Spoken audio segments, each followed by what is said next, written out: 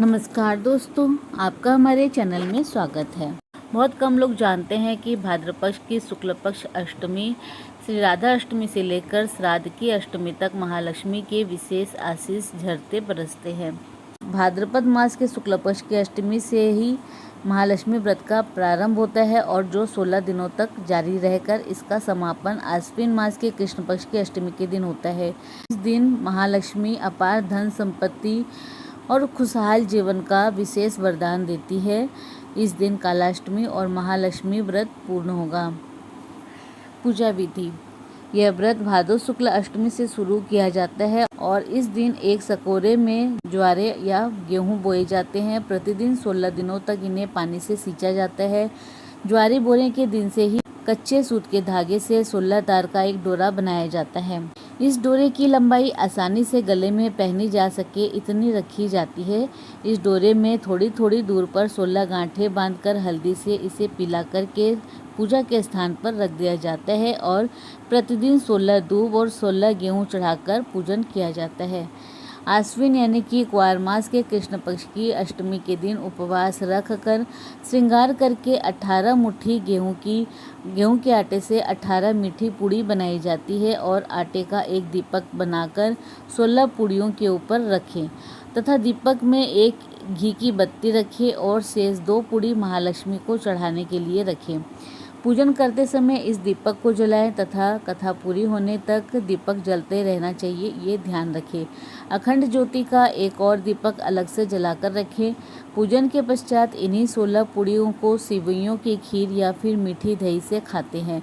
इस व्रत में नमक नहीं खाते हैं। इस 16 पूड़ी को पति पत्नी और पुत्र ही खाए, अन्य किसी को ना दें। मिट्टी का एक हाथी बनाए या फिर कुम्हार से बनवा ले जिस पर महालक्ष्मी जी की मूर्ति बैठी हो। सायंकाल जिस स्थान पर पूजा करना हो उसे गोबर से लीप कर पवित्र करें। रंगोली बनाकर बाजोट पर लाल वस्त्र बिछाकर हाथी को रखें।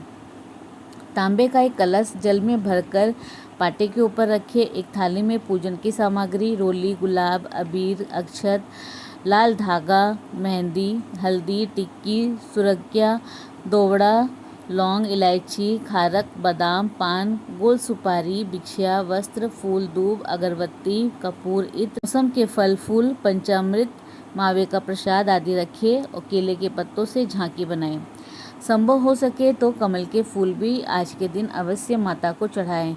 पाटे पर 16 तार वाला डोरा और ज्वारे रखें। विधि पूर्वक महालक्ष्मी जी का पूजन करें और कथा सुने, फिर आरती करें।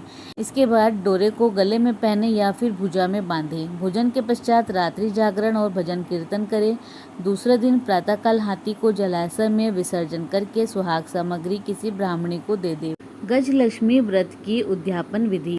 सामान्यतः यह व्रत 16 वर्षों तक किया जाता है के उपरांत ही व्रत का उद्यापन किया जाता है, किंतु श्री महालक्ष्मी की असीम कृपा से मनोकामना शीघ्र ही यदि पूरी हो जाए तो कम समय में भी उद्यापन किया जा सकता है, लेकिन व्रत को 16 वर्षों तक ही पूरा करना चाहिए। यदि परिस्थितिवश 16 वर्षों के बाद उद्यापन नहीं कर सके तो व्रत को आगे भी किया जाता रहे जब तक कि उद्यापन न हो जाए।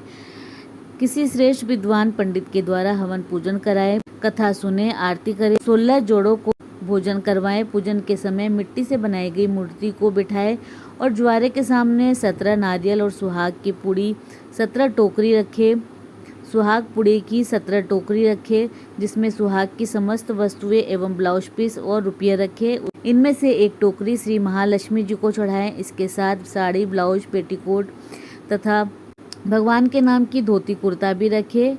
16 जोड़ों को भोजन कराने के बाद पुरुषों को पूजन में रखे, नारियल के साथ रुपया रखकर तिलक करके दे और स्त्रियों को सुहाग पुड़ा दक्षिणा के रूप में दे दे। पंडित को धोती कुर्ता और दक्षिणा दे। सबको भोजन कराने के बाद स्वयं मीठी पूड़ी, खीर या दही खाएं। इस दिन नमक नहीं खाएं। रात्रि जागरण, भजन कीर्तन करें। अखंड ज्योति जलती रहनी चाहिए। प्रातःकाल हाथी और फूल पत्ते आदि को जलाशय में विसर्जन करें। इसके बाद शेष बचा हुआ सुहाग पुड़ा, लक्ष्मी जी को चढ़ाए गए वस्त्र एवं नारियल, धोती कुर्ता अपने सास ससुर अथवा ननद, नंदोई या फिर जेठ जेठानी या किसी बड़े को देकर उनसे आशीर्वाद प्राप्त करें। इस प्रकार उद्यापन विधि पूरी करके महालक्ष्मी जी का आशीर्वाद प्राप्त करें। तो बोलिए महालक्ष्मी की जय, माता गजलक्ष्मी की जय। तो दोस्तों इसी प्रकार और भी रोचक जानकारी के लिए आप हमारे चैनल को लाइक शेयर व सब्सक्राइब करें। हमारे चैनल में विजिट करने के लिए धन्यवाद।